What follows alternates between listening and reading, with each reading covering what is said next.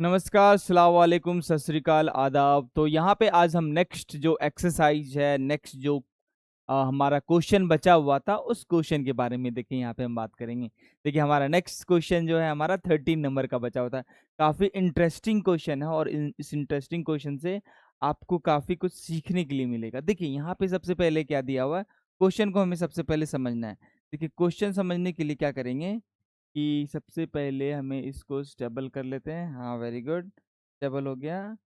अब यहाँ पे इसको मिटा देते हैं। ये हमारा बी वाला पॉइंट है, ये पॉइंट हमारा बी वाला है। चलो ठीक है। अब यहाँ पे देखिए क्वेश्चन हमारे पास क्या दिया हुआ है, एक ट्रायंगल है, ये हमारा ए बी सी एक ट्रायंगल है। इस ट्रायंगल का मिड पॉइंट दिया हुआ है, मतलब इस साइड का मिड पॉइंट दिया हुआ है। ए बी का मिड पॉइंट क्या है, एफ, और बी सी का मिड पॉइंट क्या है, डी, और ए सी का मिड पॉइंट क्या है हमारे पास, ई। ई एफ डी हमारे पास मिड पॉइंट दिया हुआ है। मिड पॉइंट का जो है हमारा कोऑर्डिनेट है वो हमारा दिया हुआ है। ठीक है, ई का हमारे कोऑर्डिनेट कितना है, 6 5, एफ का कोऑर्डिनेट है 0 3, और डी का कोऑर्डिनेट है 5 and 1। ये हमारा दिया हुआ। अब इस कोऑर्डिनेट के जरिए हमें ये पता करना है कि भाई ये जो वर्टिसेस है, ए का वर्टिसेस का ये कोऑर्डिनेट क्या होगा, बी के वर्टिसेस का कोऑर्डिनेट क्या होगा, और सी के वर्टिसेस का कोऑर्डिनेट हमारा क्या होगा। ये हमें एक्चुअल में पता करना है। तो इसके लिए हमें सबसे पहले देखिए, आपको पता है कि अगर मान लो कि एक लाइन है ए बी, मान लो कि ए बी, और इसका मिड पॉइंट है सी, ये इसका मिड पॉइंट है सी। तो इसके मिड पॉइंट को हम कैसे निकालते हैं, चलो इसको कर लेते हैं x1 y1, और इसको कर लेते हैं x2 एंड y2, और ये हो जाएगा हमारा x एंड y। तो x हमारे पास क्या होता है, x1 प्लस x2/2, और y होता है हमारे पास y1 प्लस y2/2। ये हमारा मिड पॉइंट थ्योरम का बेसिक जो है, बेसिक मतलब यही है। ठीक है, देखिए अब मिड पॉइंट थ्योरम में हमारे पास बेसिक यही है, पर हमारे पास क्या है, यहाँ पे उल्टा दिया हुआ है। ये हमारा पॉइंट्स तो ये सारे हैं ही नहीं, मतलब ये है ही नहीं, ये है ही नहीं, ये है ही नहीं। हमारे पास सिर्फ मिड पॉइंट हमारे पास दिया हुआ है। ठीक है, मिड पॉइंट दिया हुआ है। अब इस मिड पॉइंट में हम क्या करेंगे, यहाँ पे निकालेंगे कौन सा, अब इसको कंसीडर कर लेते हैं x1 और y1, यहाँ पे कंसीडर कर लेते हैं, b को कंसीडर कर लेते हैं x2 एंड y2 कंसीडर कर लेते हैं, और c को x3 एंड y3 कंसीडर कर लेते हैं। ठीक है, चलो फिर ठीक है। तो यहाँ पे अगर जीरो की बात करें तो जीरो किसके बराबर हो जाएगा, यहाँ से ले देखो जीरो, यानी कि ये वाला पॉइंट, ये इसको अगर हम x मान लेते हैं, x और इसको y, तो ये हो जाएगा x1 प्लस x2/2, यानी कि x1 प्लस x2/2। तो that will be equal to, यहाँ पे x1 प्लस x2 क्या हो जाएगा, x1 plus x2 will be equal to 2। ठीक है, चलो ये एक सवाल हमारे पास आ गया। उसी तरह y1 प्लस y2 बराबर क्या हो जाएगा, यहाँ पे लिखेंगे 3 will be equal to y1 plus y2। ठीक है, 3 will be equal to y1 plus y2, y1 plus y2। आपको दिख रहा होगा, मुझे लग रहा है थोड़ा सा दिखने में परेशानी है। ठीक है, कोई बात नहीं, डिवाइडेड बाई 2, 3 2 जा 6, यानी कि y1 plus y2 equal to 6 हो गया। ठीक है, उसी तरह थोड़ा सा मैं इसको नीचे लिखूंगा, आराम से समझ में आ जाएगा। उसी तरह अगर हम 5 की बात करें तो x2 प्लस x3/2, यानी कि x2 plus x3/2 that is equal to 5। ठीक है, ये हो जाएगा हमारे पास 5, यानी कि x2 plus x3 equal to 5 2 जा 10। ठीक है, ये हमारा एक पॉइंट हो गया। सारे पॉइंट्स को एक एक करके लिखेंगे। उसी तरह y2 plus y3/2 that will be equal to 1। उसी तरह हमारे पास आएगा, ये हम सबको अलग अलग कर दे रहे हैं, अलग अलग, ताकि आपको बाद में ऐसे दिक्कत ना हो। ठीक है, उसी तरह हमारे पास आएगा y2 प्लस y3, सॉरी यहाँ पे y1 मैंने लिख दिया, तो y2 plus y3/2 that will be equal to 1। right? So here 1, so y2 plus y3 that will be equal to 2. ये हमारे पास आ गया ये वाला सवाल, ठीक है। अब नेक्स्ट में यहाँ पे x1 plus x3 by 2 that is equal to 6, x1 plus x3 by 2 that is equal to 6, यानी कि x1 plus x3 will be equal to 12, ये हमारा आ गया। नेक्स्ट में हम यहाँ पे हम बात करेंगे y1 plus y3 by 2 that is equal to 5, यानी कि यहाँ पे हो जाएगा y1 plus y3 by 2 that is equal to 5, ठीक है, यानी कि y1 plus y3 equal to 10। चलो ठीक है, हाँ जी, y1 plus y3 that is equal to 10। अब ये सारे आपको यहाँ पे समझ में आ गया होगा, सारे कॉम्बिनेशन यहाँ पे है, ठीक है। अब यहाँ पे देखो इन तीनों को जोड़ते हैं, ये हमारे पास इन जो ये तीनों जो है इन तीनों को जोड़ते हैं, कौन कौन सा, ये वाला पार्ट, ये वाला पार्ट और ये वाला पार्ट यहाँ से जोड़ते हैं, ठीक है। तब देखते हैं क्या निकलता है हमारे पास, यहाँ जोड़ेंगे तो ये निकलेगा, क्योंकि सारे डबल डबल है, देखो x1 plus x2 plus x3, x1 plus x3 सारे डबल डबल है, तो यहाँ पे सिंपल हम लिख सकते हैं 2 into x1 plus x2 plus x3 that is equal to, जोड़ेंगे तो 2 प्लस 10 12 और 12 कितना हो जाएगा, 12 प्लस 12 24, यानी कि ये हो जाएगा 24, यानी कि x1 plus x2 plus x3 equal to 24/2 यानी कि 12 हो जाएगा। x1 plus x2 plus x3 equal to 12। अब देखिए x1 प्लस x2 का की वैल्यू रखिए या चाहे x1 प्लस x3 किसी की भी वैल्यू रखिए, यहाँ पे हम निकाल सकते हैं। x1 plus x2 plus x3 की वैल्यू रख देते हैं, यानी कि ये हमारा 10 है, इसकी वैल्यू यहाँ पे रख देते हैं, तो यहाँ पे आएगा x1 plus x2 plus x3 की वैल्यू है 10 इक्वल टू 12, यानी कि हमारे पास आ गया x1 की वैल्यू कितनी आ गई 12 माइनस 2, यानी कि हमारे पास 12 माइनस 10 इक्वल टू 2। x1 की वैल्यू कितनी आ गई, ये हमारा देखिए पहला निकल गया, इसकी वैल्यू आ गई 2, ठीक है। उसी तरह हम यहाँ पे y1 प्लस y2 की वैल्यू हम यहाँ पे पुटअप करेंगे, तो हमारे पास अब ये तो निकल गया, हमारे पास x1 की वैल्यू निकल गई, अब इससे x1 से x2 निकल जाएगा, x1 की वैल्यू हमारे पास कितना है 2, तो x2 कितना होगा, ये माइनस हो जाएगा, यानी कि ये हो जाएगा हमारा, ये हो जाएगा हमारे पास 0, ठीक है 0। उसी तरह हमारे पास x3 की वैल्यू कैसे निकलेगी, x1 प्लस x2 की वैल्यू को यहाँ पे पुटअप करेंगे, x1 प्लस x2 की वैल्यू, x1 की वैल्यू कितनी है 2, x2 की वैल्यू कितनी है 0, x1 प्लस यानी कि 2 प्लस 0 प्लस x3, यानी कि ये हो जाएगा हमारे पास 2 इधर चला जाएगा, तो ये हो जाएगा हमारे पास 12 minus 2 that is equal to 10, यानी कि x3 की जो वैल्यू आ गई हमारे पास 10 आ गई, ठीक है। x3 की वैल्यू कितनी आ गई हमारे पास 10 आ गई। अब यहाँ पे हमारे पास नेक्स्ट में यहाँ पे हम बात करेंगे y1, ठीक है।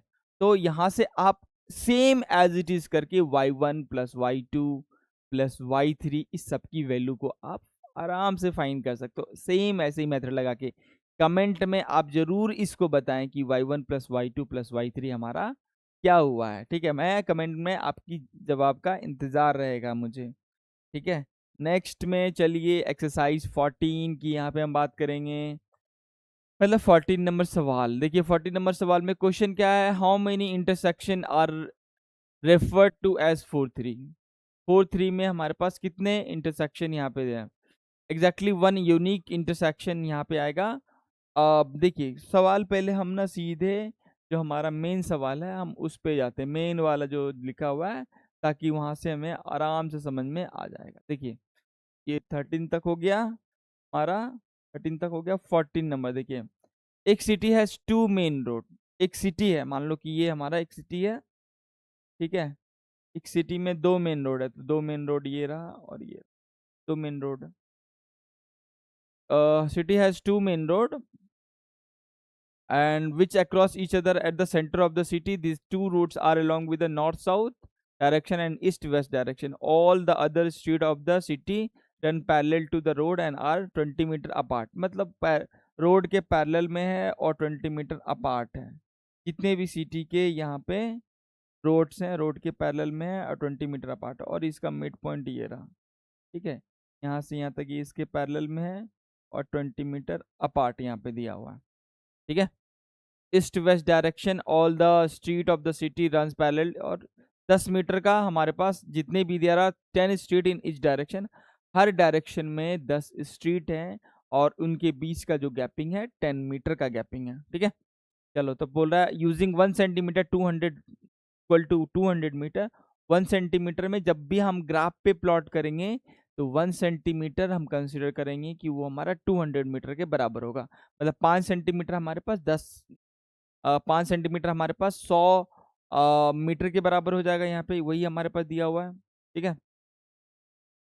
200 मीटर इसलिए लिया क्योंकि हमारे पास रोड के डिस्टेंस के बराबर यहाँ पे बोल रहा है, ठीक है। Draw model of the city in your notebook and represent the road street by the single lines and there are the street intersection into the model. Each street intersection formed by the two street, one running into the north side north south and direction, another east west direction to the each street।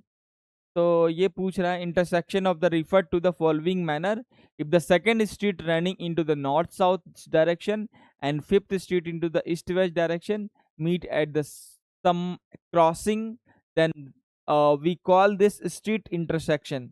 मतलब अगर दो एक दूसरे के साथ अगर मिल रहे हैं तो वो उसको बोला जाता है स्ट्रीट इंटरसेक्शन। देखो बच्चे, हो सकता है आपको अभी लग रहा होगा कि पढ़ाई थोड़ी सी बोरिंग है, थोड़ा सा आपको इंटरेस्ट नहीं आ रहा होगा, लेकिन देखो पढ़ाई ऐसी ही होती है। अगर हर कोई पढ़ ले तो हर कोई यहाँ पे राज करेगा, लेकिन ऐसा नहीं होता है। जो कम लोग पढ़ते हैं और वही राज करते हैं, उन्हीं का चलता है इस जगह पे। तो पढ़ाई बहुत ज़रूरी है, पढ़िए और मन लगा के पढ़िए, ठीक है। तो क्योंकि ऑप्शन नहीं है, फिर ऑप्शन नहीं होता है आपके पास। अगर आपके पास बहुत पैसा है तो ठीक है, लेकिन पैसे के लिए मत पढ़ो। मैं तो यही बोलता हूँ, अगर आपके अंदर जुनून है कुछ जानने का, कुछ समझने का, दुनिया को एक्सप्लोर करने का, उसके लिए ज़रूर आप पढ़ें।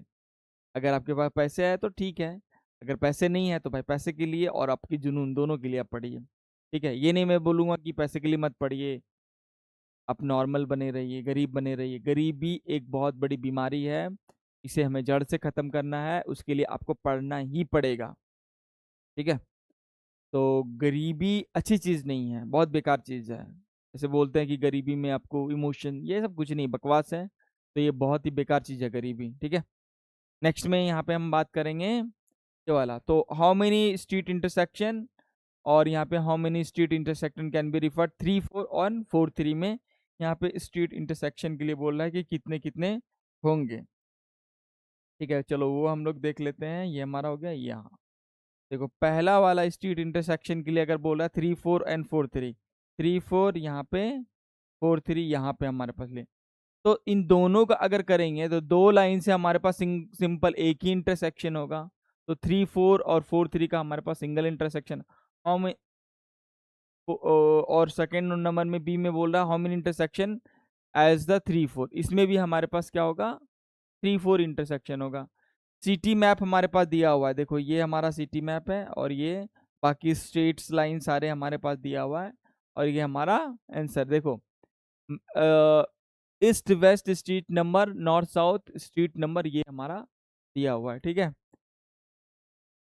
नेक्स्ट में यहाँ पे हम देखेंगे कि एक्सरसाइज 15 में अब दो सर्कल है, दोनों इस पॉइंट पे इंटरसेक्ट किया हुआ, आइकॉन ए आइकॉन बी।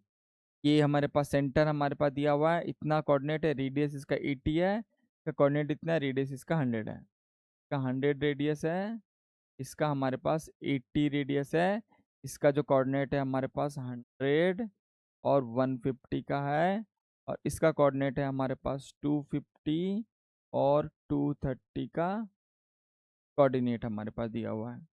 800 पिक्सल वाइड ये चौड़ा दिया हुआ है, मतलब हमारा एक स्क्रीन का दिया हुआ है। Two icons the outside of the screen. अब ये आइकॉन्स जो हैं आउटसाइड ऑफ द स्क्रीन है, देखो आइकॉन ए मैक्स बॉन्ड हमारे पास दिया 180, वाई का 230 और बी का हमारे पास 350, वाई का भी हमारे पास 330 दिया हुआ है। तो इससे कैलकुलेट करेंगे, दोनों के बीच का डिस्टेंस कैलकुलेट करेंगे, तो ये हमारे पास √170 आता है। तो सम ऑफ द रेडियस हमारे पास 180।